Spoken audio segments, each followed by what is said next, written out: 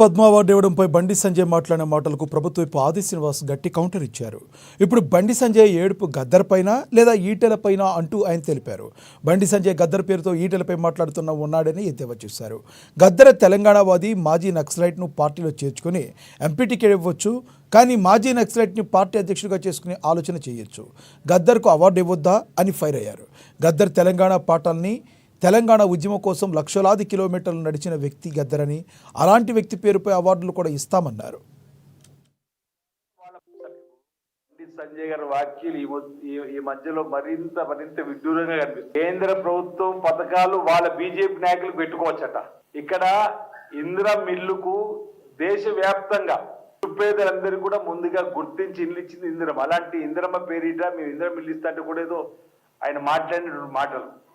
ఈరోజు నక్సలైట్ గా ఉన్నటువంటి వాళ్ళను వాళ్ళ పార్టీలో చేర్చుకొని ఎమ్మెల్యే టికెట్ ఇవ్వచ్చు, ఎంపీ టికెట్ ఇవ్వచ్చు, వాళ్ళ పేర్లను అధ్యక్షుల పేరు కూడా చూడడానికి అవకాశం ఉంటుంది.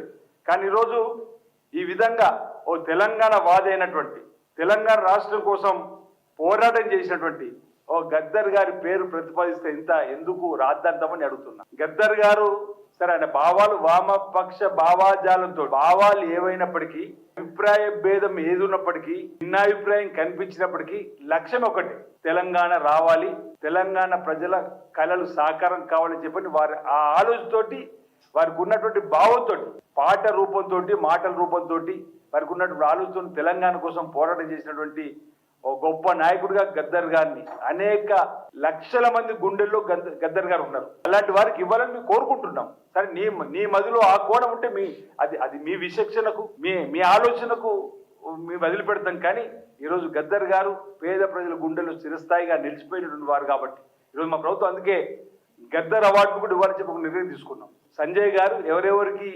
ఏమొచ్చినాయి అంటే, మీతో మాట్లాడితే ఓ రకము, మీతో మాట్లాడితే మరో రకంగా ఉండేటువంటి మాటలు సరైనది కాదు. ఇది వివాదాలకు కేంద్ర బిందుగా మీకు కాదలుచుకోవడానికి.